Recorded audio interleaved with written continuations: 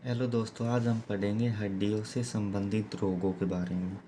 तो जैसे कि अब हम स्टार्ट करते हैं। जैसे कि हम पढ़ेंगे सबसे पहले रिकेटस। रिकेटस जिसको हम सूखा रोग भी बोलते हैं, सूखा रोग। तो मैं इसमें बता देता हूँ कि इसमें हम क्या बात जानेंगे। इसमें रिकेटस जिसे हम सूखा रोग बोलते हैं, इसमें क्या होता है कि बच्चों में विटामिन डी की कमी आ जाती है।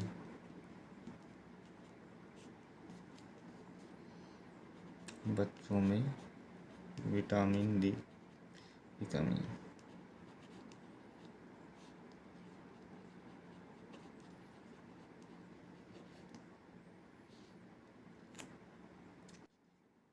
और इसके बाद में हम पढ़ेंगे दूसरे नंबर पर ओस्टियोमलेशियाई।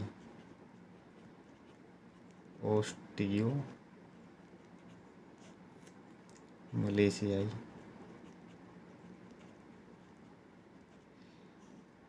तो इसमें हम जानेंगे वयस्क में विटामिन डी कमी।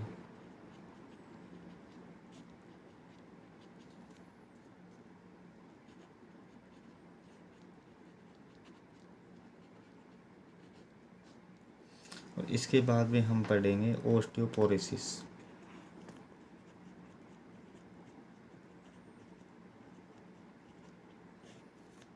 ओस्टियोपोरोसिस तो इसमें हम देखेंगे, इसमें क्या है, हड्डियाँ है ना, उसमें से कैल्शियम बाहर निकलता है और हमारी हड्डियाँ खोखली हो जाती हैं। तो इसमें हम लिख देते हैं हड्डियों का खोखला होना।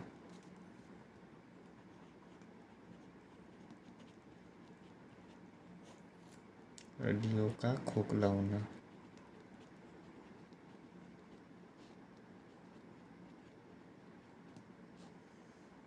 फिर इसके बाद में हम पढ़ेंगे आर्थराइटिस। इसको लिख लेते हैं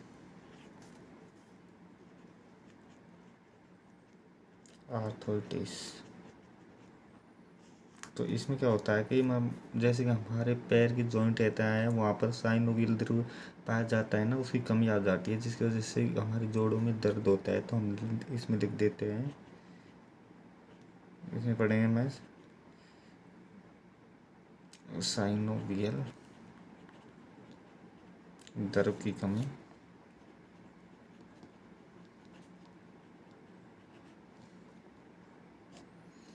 और यह जोड़ों का दर्द। गठिया रोग ले ले चलो। एक होता है गठिया रोग, इसका दूसरा नाम क्या है, गाउट। ठीक, गठिया रोग को हम गाउट ही बोलते हैं। तो इसमें क्या होता है कि यूरिक अम्ल का जमाव हो जाता है। इसको हम आगे डिटेल में पढ़ेंगे, यूरिक अम्ल का जमाव।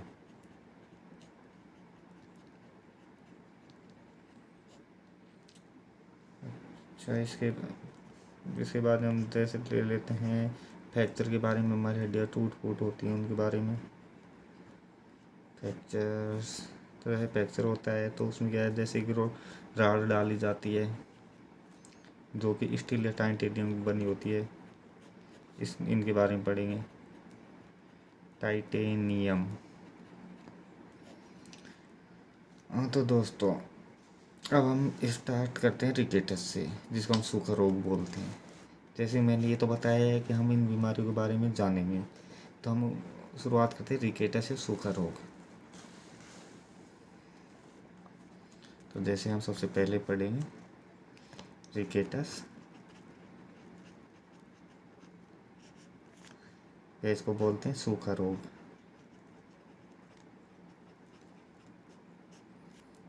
वीडियो ठीक नहीं आ रही, हाँ अब ठीक आ रही है। इसको नीचे ले लेता हूँ। तो इसमें क्या होता है कि बच्चों में विटामिन डी की कमी आ जाती है। विटामिन डी की कमी।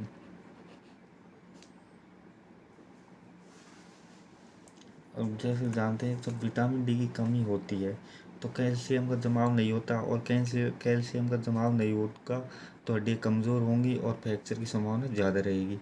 तो इसमें हम देखते हैं बच्चों में विटामिन डी की कमी से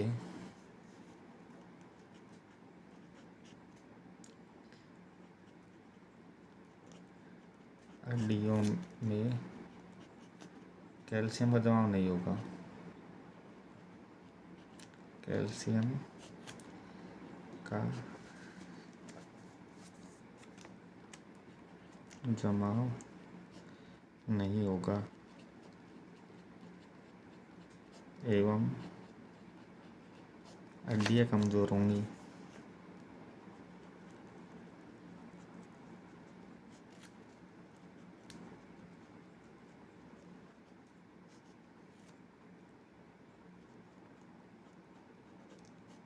फ्रैक्चर की संभावना ज़्यादा होगी।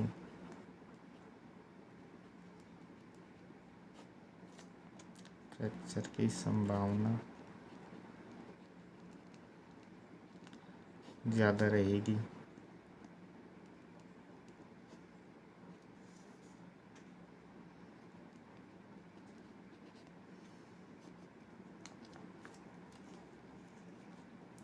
तो इसमें क्या है, विटामिन डी का मतलब मुख्य काम क्या रहता है। जैसे विटामिन डी की कमी तो हमने जान ली कि विटामिन डी की अगर कमी रहेगी तो हड्डियों में कैल्शियम का जमाव नहीं होगा और हड्डियाँ कमज़ोर होंगी और फ्रैक्चर की संभावना ज़्यादा रहेगी।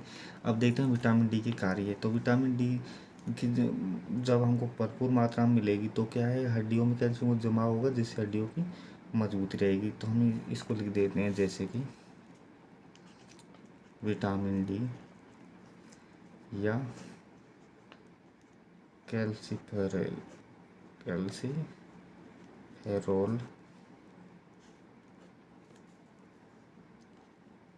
का कार्य। अब जैसे कि विटामिन डी अगर हमको भरपूर मात्रा में मिलेगी तो हमारी हड्डियाँ, तो बच्चों की हड्डियाँ मजबूत होंगी। नहीं, हम पहले लिखेंगे हड्डियों में कैल्शियम का जमाव होगा।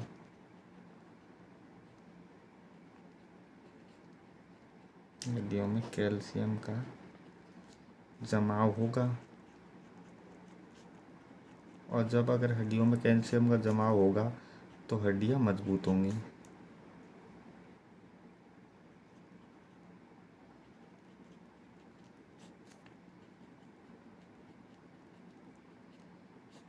हड्डियाँ मजबूत होंगी।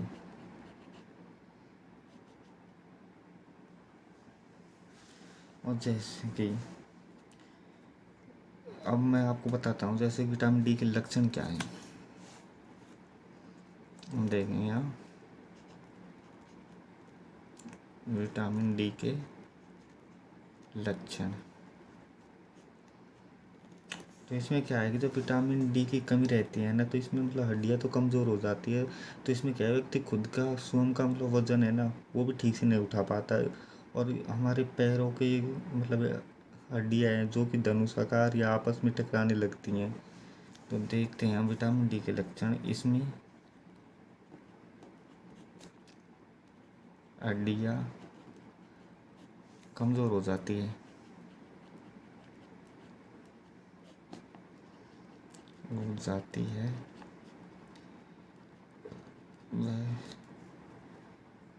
स्वयं के शरीर का वजन भी आसानी से नहीं उठा पाता एवं हड्डियाँ धनुषाकार, मैं आपको बताऊंगा, धनुषाकार या आपस में टकराने लगती है।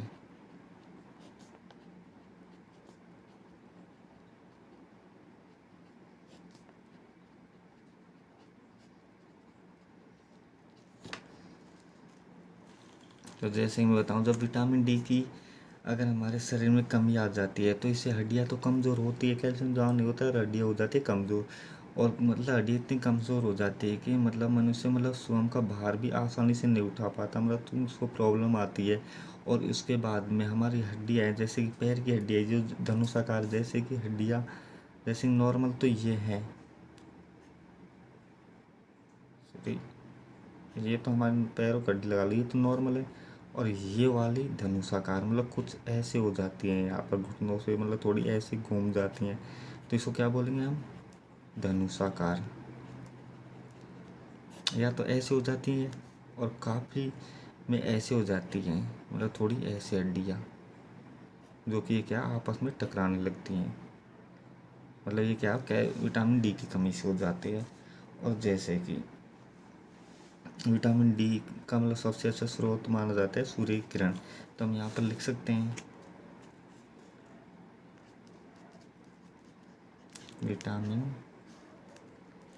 डी का सबसे अच्छा स्रोत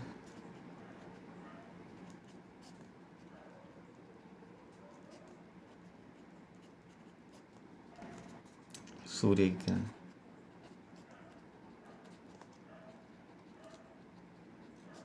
या धूप है। जैसे हमसे काफी बार जी के में सवाल पूछा जाता है कि विटामिन सूर्य किरण से कौन सी विटामिन मिलती है, तो विटामिन डी। तो अब इसके बारे में हम पढ़ेंगे, मतलब ऑस्टियो मलेशियाई रोग के बारे में सेक्शन नंबर पे।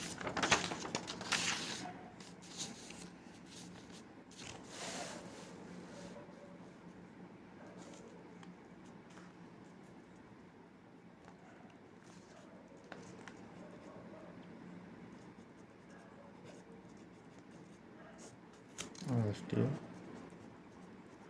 मलेशियाई, तो जैसे कि मैंने इसमें बताया था कि ऑस्टियो मलेशियाई, इसमें वयस्क आदमी विटामिन डी की कमी आती है शरीर, मैंने यहाँ पर लिख दिया ये, चलो कोई बात नहीं है। ऑस्टियो मलेशियाई रोग, इसमें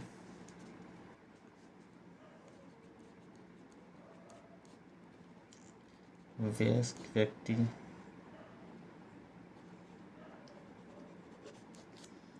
में विटामिन डी की कमी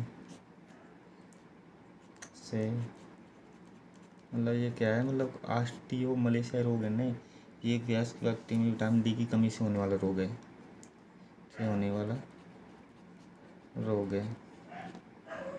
जैसे कि हमने बच्चों वाले में वो पढ़ लिया क्रिकेटस रोग में, जिसमें क्या है कि अगर विटामिन डी की कमी रहेगी तो कैल्शियम का जमाव नहीं होगा, कैल्शियम का जमाव नहीं होगा तो हड्डियाँ कमज़ोर होंगी, और हड्डियाँ कमज़ोर होंगी तो इसको टूटने की संभावना भी ज़्यादा रहेगी।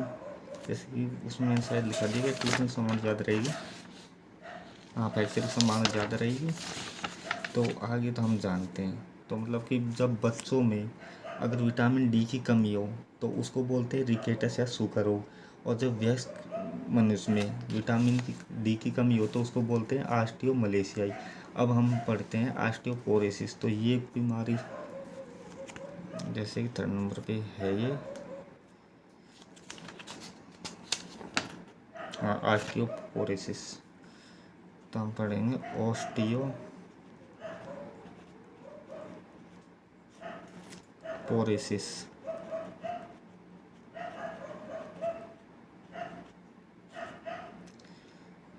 तो ऑस्टियोपोरोसिस, तो इसमें मैंने बताया था कि इसमें क्या हड्डियाँ खोखली होती हैं, यहाँ पर लिख देते हैं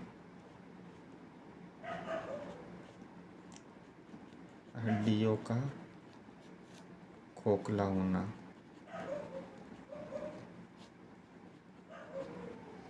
और ये है ना ऑस्टियोपोरोसिस, ये बीमारी कुछ इसका थोड़ा चैप्टर लंबा है, तो इसके बारे में आपको बता देता हूँ। ऑस्टियोपोरोसिस ये क्या है कि हड्डियों में कैल्शियम है वो घुल के, मतलब हमारी हड्डियों से बाहर निकलने लगता है, तो हमारे अंदर से हड्डियाँ खोखली हो जाती हैं, और जिससे हड्डियों का घनत्व कम हो जाता है। और ये जो बीमारी है ना ऑस्टियोपोरोसिस, ये हमको उम्र के साथ देखने को मिलती है, मतलब अधिक उम्र में।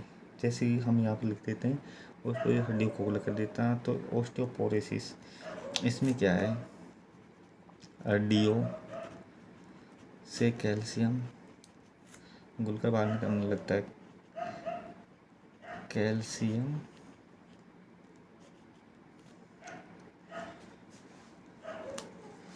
हड्डियों से कैल्शियम घुलकर, लेकिन कैसे, हाँ तो हड्डियों में कैल्शियम घुलकर बाहर निकलने लगता है। फिर घुलकर निकलने लगता है, हड्डियों से निकलने लगता है घुलकर के।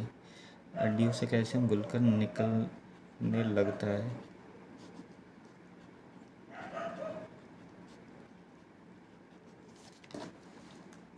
निकलने लगता है और हड्डियाँ खोखली हो जाती है। हड्डियाँ खोखली, अंदर से हड्डियाँ खोखली हो जाती हैं।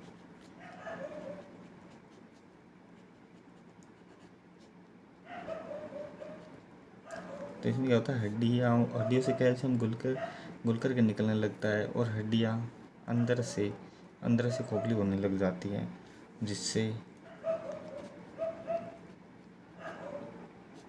हड्डियों का घनत्व द्रव्यमान कम हो जाता है। हड्डियों का घनत्व, ये हम लिख देते हैं,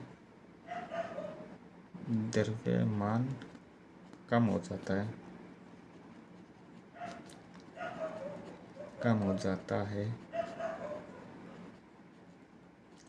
और ये ओस्टियोपोरोसिस मतलब ये बीमारी कम पाई जाती है, उम्र के साथ मतलब पाई जाती है, जैसे कि मतलब ज़्यादा उम्र में। तो इसमें क्या होता है, मतलब हड्डियों से कैल्शियम तो घुल के बाहर निकलने लगता है हड्डियों से, और मतलब अंदर से हड्डी खोखली हो जाती है, जिससे कि मतलब हड्डियों का घनत्व द्रव्यमान कम हो जाता है। और ये बीमारी मतलब उम्र के साथ देखने को मिलती है। तो यहाँ पर लिख देता हूँ मैं, उम्र के साथ देखने को मिलती है, उम्र के साथ देखने को मिलती है, मतलब कि अधिक उम्र में या हम लिख देते हैं इसको 45 से 50 की उम्र में। अब महिलाओं में मासिक चक्र, अब मासिक चक्कर या इसको बोलते हैं मेंस्ट्रुएशन साइकिल। चलो मैं हिंदी में लिख देता हूँ, मेंस्ट्रुएशन साइकिल या एमसी। जैसे महिलाओं में मासिक चक्कर मेंस्ट्रुएशन साइकिल या एमसी की शुरुआत होती है, कि शुरुआत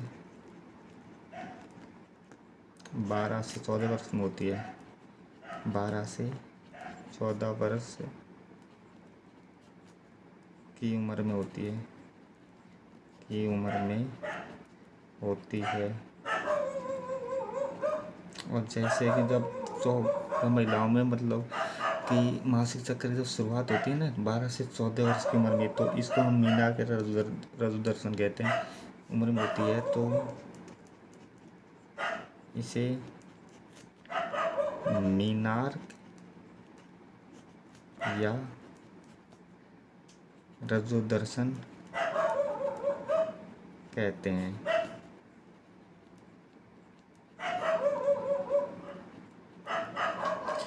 और अब हम पढ़ेंगे मासिक चक्कर की शुरुआत 12 से 14 वर्ष में होती है, जिसको हम मीनार के रजु दर्शन कहते हैं, और मासिक चक्कर की एंडिंग होती है 45 से 50 साल की उम्र में, जिसको हम मीनापोत या रजु निवृत्ति बोलते हैं। तो मैं आपको यहाँ पर लिखाई देता हूँ, मासिक चक्कर की समाप्ति 45 से 50 की उम्र में होती है।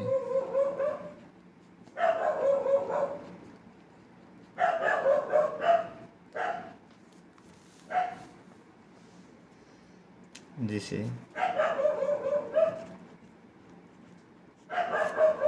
मीनापोत या रजु निवृत्ति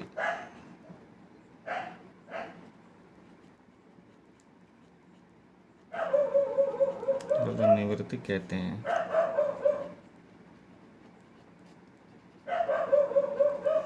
जैसे कि हमने यहाँ पर देखा है कि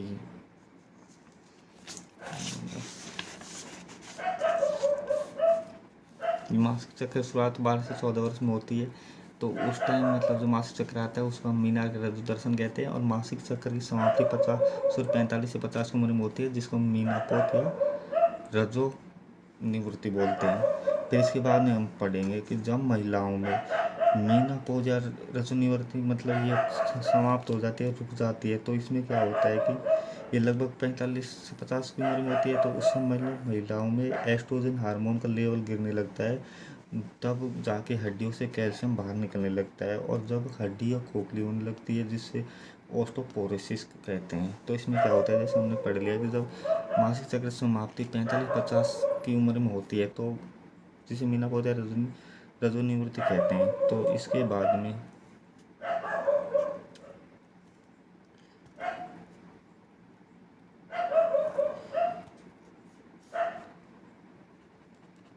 तो उस समय इसके आगे लिखता हूँ, उस समय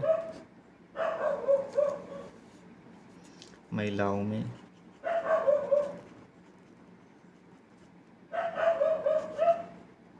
जैसे मैंने आपको बताया था कि महिलाओं में मतलब हार्मोन कौन से लिंग हार्मोन है जो प्रोस्टो व एस्ट्रोजन है। तो इसमें क्या हो कि 45 से 50 साल की उम्र में महिलाओं में एस्ट्रोजन हार्मोन का लेवल गिरने लगता है। एस्ट्रोजन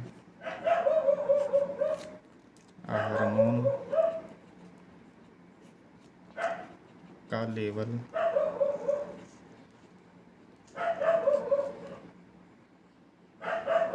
कम होने लगता है, कम या गिरने लगता है,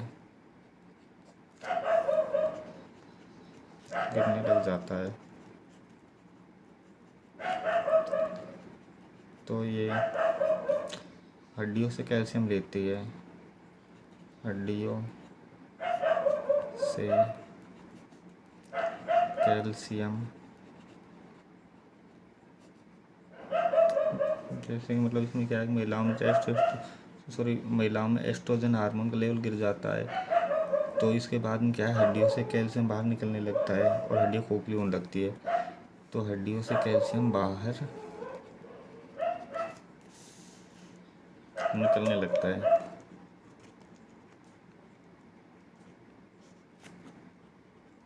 लगता है और हड्डियाँ अंदर से खोखली हो जाती है, अंदर से खोखली हो जाती है।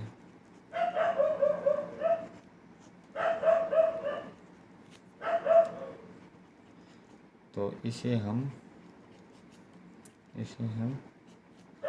ऑस्टियोपोरोसिस कहते हैं।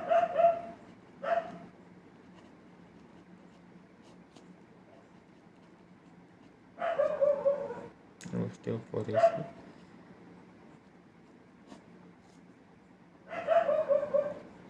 कहते हैं।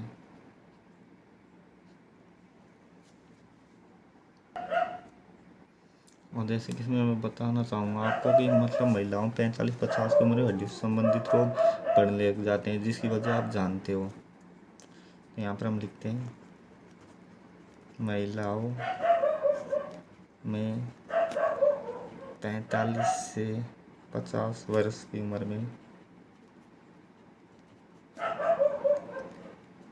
हड्डियों से संबंधित रोग बढ़ जाते हैं, रोग बढ़ने लगते हैं।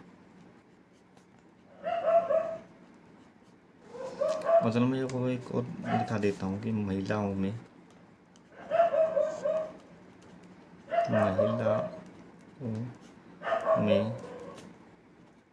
लिंग हार्मोन कौन पाए जाते,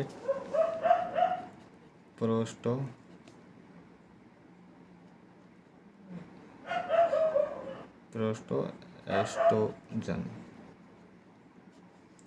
हार्मोन पाए जाते हैं।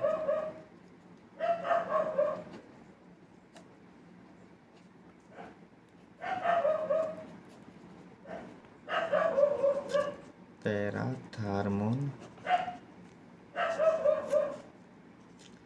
हार्मोन, जिसको PTH बोलते हैं। तो इसमें क्या होता है कि ये हार्मोन हार्मोन है ना, जो ये है ना, जो ये वीडियो साफ नहीं आ रही, हाँ, ये हड्डियों से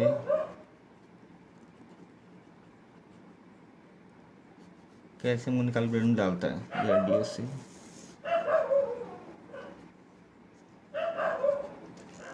कैल्शियम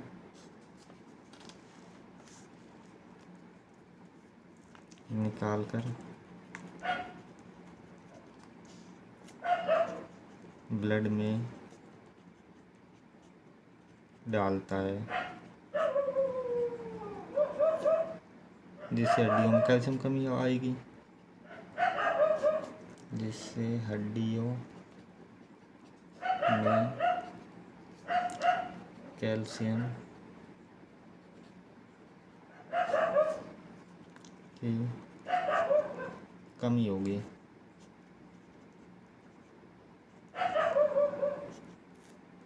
और कैल्शियम कमी होगी तो हड्डियाँ खोखली होंगी, और खोखली होंगी तो मतलब ये भी वही ऑस्टियोपोरोसिस होगा। तो मतलब हमें इसमें इतना जान देते हैं पैराथायरॉयड हार्मोन ये क्या है कि हड्डियों से कैल्शियम को निकाला ब्लड में डालता है, जिससे हड्डियों में कैल्शियम की कमी होगी और खोखली होंगी, और मतलब इससे वही होगा ऑस्टियोपोरोसिस। तो मतलब इसको भी क्या कहेंगे हम, ऑस्टियोपोरोसिस होगी, जिस यहाँ पर लिखते हैं, जिसे ऑस्टियोपोरोसिस कहते हैं।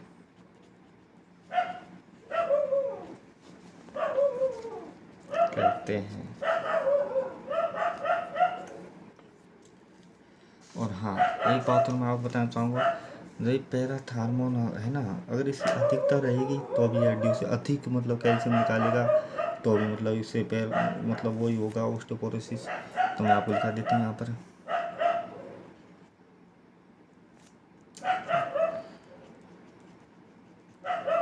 पैराथायरॉयड अधिक होने पर अधिक कैल्शियम बाहर निकालेगा, होने पर ये हड्डियों से अधिक कैल्शियम बाहर निकालेगा, अधिक कैल्शियम बाहर निकालेगा।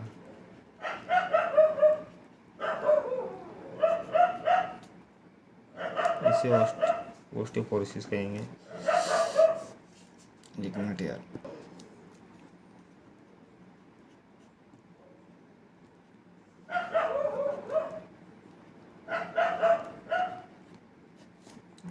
ऑस्टियोपोरोसिस कहते हैं।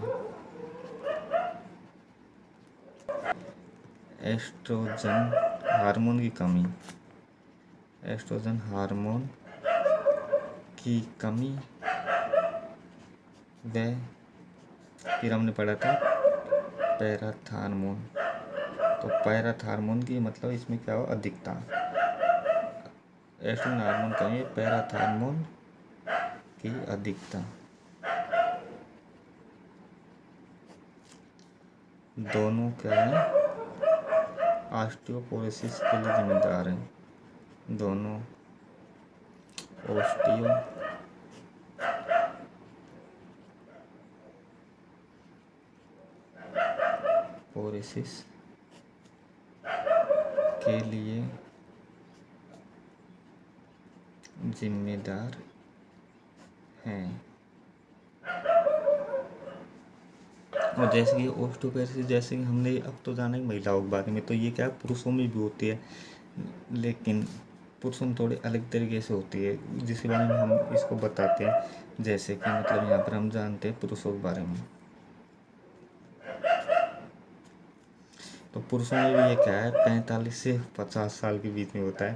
45 से 50 साल में पुरुषों में कोलेस्ट्रॉल मतलब ये क्या है उसकी मात्रा बढ़ जाती है, जो कि मतलब वो रक्त वाहिनियों में जमा हो जाता है और हार्ट अटैक की वो प्रॉब्लम आ जाती है। तो हम इसमें लिखेंगे 45 से 50 साल में पुरुषों में भी कोलेस्ट्रॉल, कोलेस्ट्रॉल का लेवल बढ़ जाता है। चलो हम इसलिए कोलेस्ट्रॉल की अधिकता हो जाती है, अधिकता हो जाती है। और रक्तवाहिनियों में कोलेस्ट्रॉल जमा हो जाता है।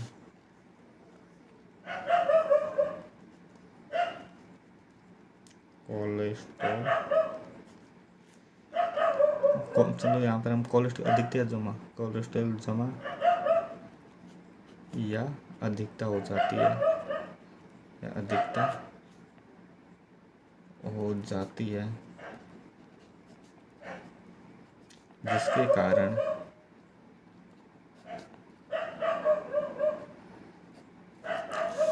मतलब हार्ट से संबंधित मतलब प्रॉब्लम आने लगती है। हार्ट से संबंधित समस्याएं आने लगती है।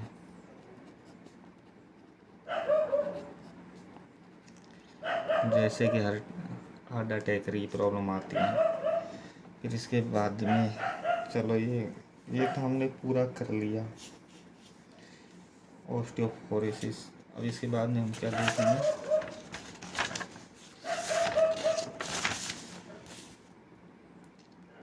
आर्थराइटिस। तो इसमें क्या है, साइनोवियल मतलब द्रव की कमी आ जाती है और जोड़ों में दर्द होता है। तो मतलब इसको हम यहाँ से शुरू करते हैं।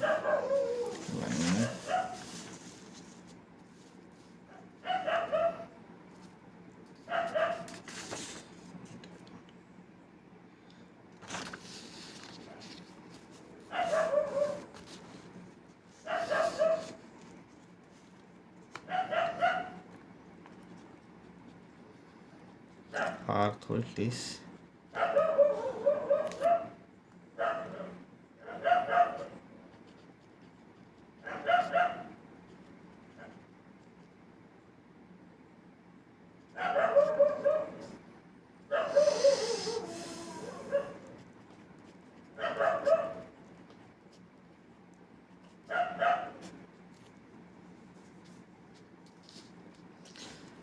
आर्थराइटिस के बारे में हम पढ़ेंगे। तो ये कौन सा नंबर, 4 नंबर। तो इसमें क्या होता है कि मैंने आपको बताया था, हड्डियों के संयोजन स्थल पर सूजन आ जाती है या दर्द होने लगता है, क्योंकि इसमें क्या है, साइनोवियल जो दर्द है ना वो कम होने लगता है। तो हम इसमें पहले लिख देते हैं, मतलब आर्थराइटिस में क्या होता है, हड्डियों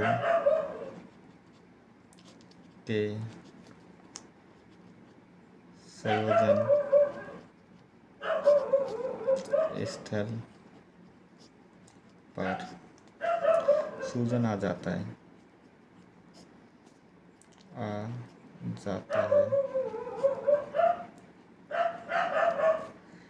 या दर्द होने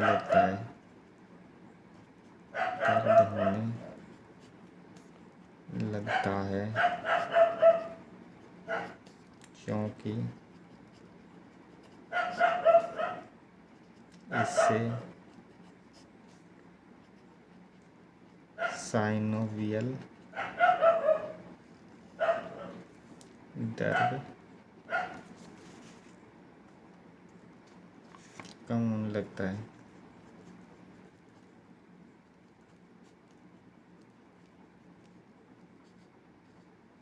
तो जैसे कि मैं आपको बताना चाहूँगा इसमें,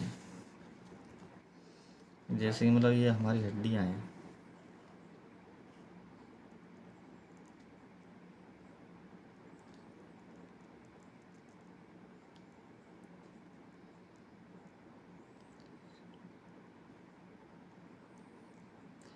ये हमारे हड्डियों का मतलब ये जोड़ है, मतलब दोनों हड्डियों का संयोजन स्थल। तो मतलब यहाँ पर ये हड्डियों के जोड़ के अंदर यहाँ पर एक द्रव्य भरा हुआ होता है, जिसको हम बोलते हैं साइनोवियल द्रव। साइनोवियल द्रव तो जैसे जैसे हमारी एज मतलब ज़्यादा होती है तो धीरे धीरे मतलब इस साइनोवियल द्रव है ना, इसका लेवल घटने लगता है।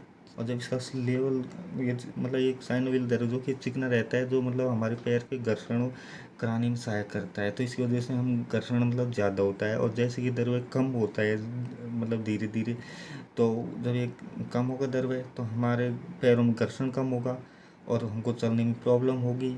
तो इसकी वजह से मतलब फिर पैरों में सूजन भी आएंगे और दर्द भी होने लगेगा। तो जब हमारे मतलब कि हमारे मतलब हड्डियों के संयोजन स्थल पर जब साइनोवियल द्रव्य है इसकी कमी जब आती है तो हमारे क्या है आर्थराइटिस रोग मतलब ये बीमारी आ जाती है। तो इसमें क्या है जोड़ों में दर्द या सूजन आती है। अब हम इसके बाद में देखते हैं और तो गांठे रोग या गाउट।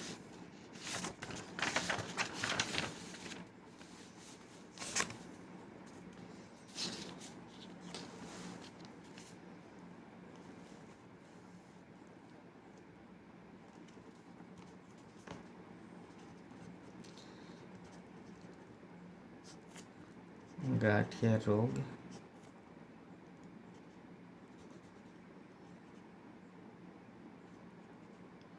या गाउट।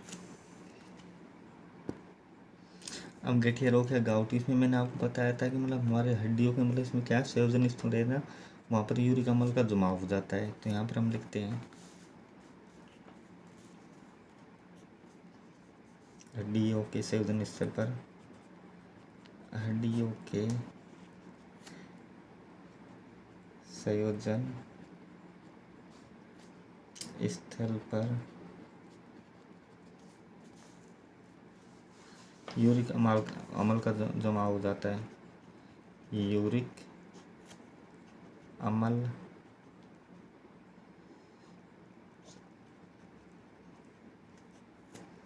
अम्ल का जमाव होता है,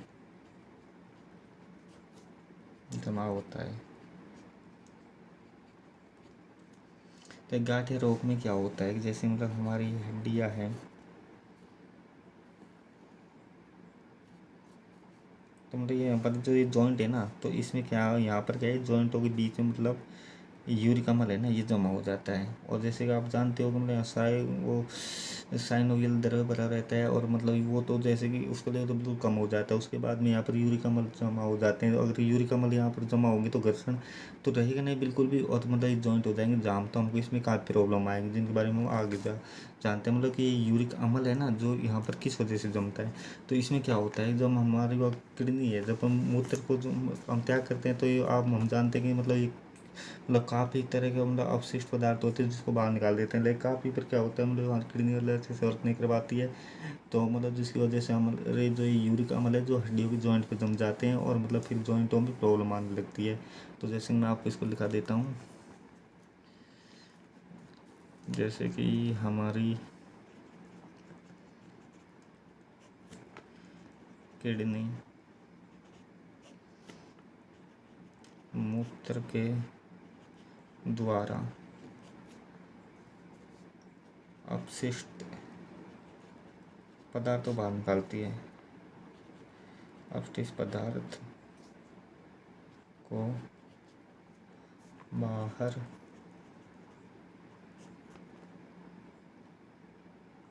चल बाहर कर देती है, लिख देते हैं बाहर कर। हमारी किडनी मूत्र के द्वारा अपशिष्ट पदार्थों को बाहर करने काम करती है, करने का काम करती है।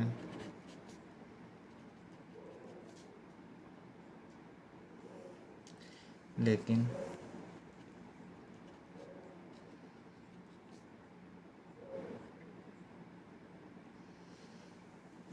काफ़ी बार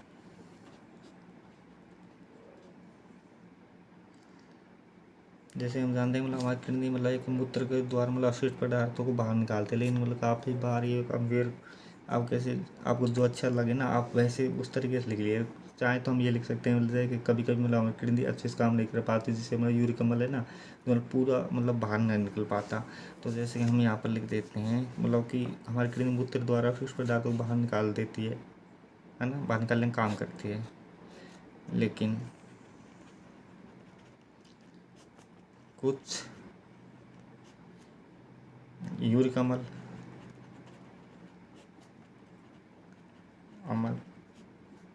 हमारे हड्डियों के संयोजन स्थल जम जाते हैं। हड्डियों के संयोजन स्थल पर जम जाते हैं, जिससे हमारे जॉइंट में प्रॉब्लम आने लगती है।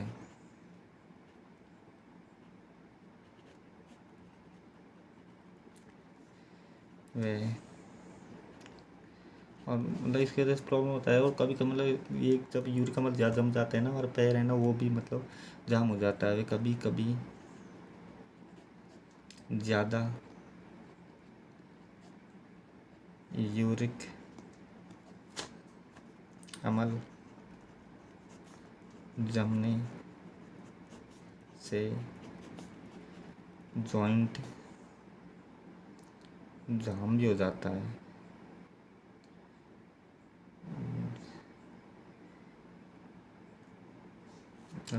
जमने से जॉइंट जाम हो जाता है। अब इसके बाद में हम पढ़ेंगे मतलब,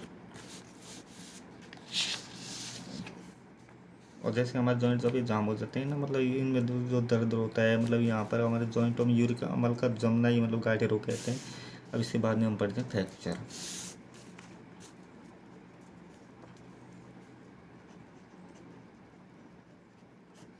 तो हम जानते हैं जब मतलब हमारे मतलब पैर या हाथ पैर मतलब कोई हड्डियाँ फ्रैक्चर होती है तो हम क्या कराते हैं, एक्सरे।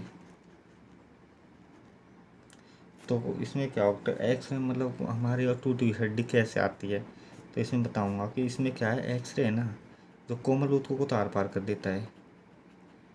कोमल ऊतकों को आर पार कर देता है, आर पार कर देता है।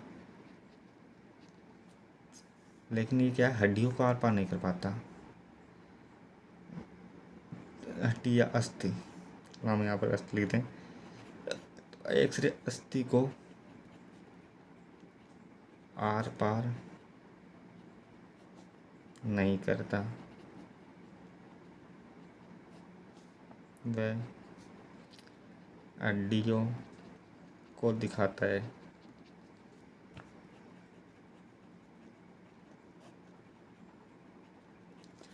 अब जैसे कि मतलब हमारे पैर में जैसे कोई हड्डी टूट जाती है, तो हड्डी टूटने पर हमारे मतलब पैर या हाथ पैर या शरीर में कहीं पर मतलब कि रॉड भी डाल जाती है। तो रॉड किसकी बनी होती है, स्टील या टाइटेनियम की। तो हम यहाँ पर इसको लिख देते हैं। चलो यहाँ पर यहीं से हड्डियों के टूटने पर जो रॉड बोलते हैं, राड बोलते हैं, आप समझ लीजिए, राड डाली जाती है,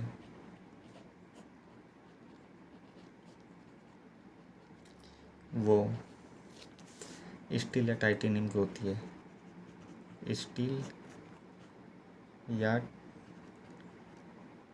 स्टील की होती है या टाइटेनियम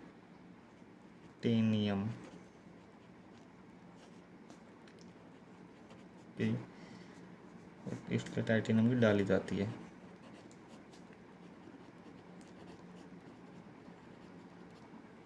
और हाँ, जैसे मतलब कई बार हड्डी मतलब टूटने पर मतलब पीओपी मतलब प्लास्टर ऑफ पेरिस भी करते हैं।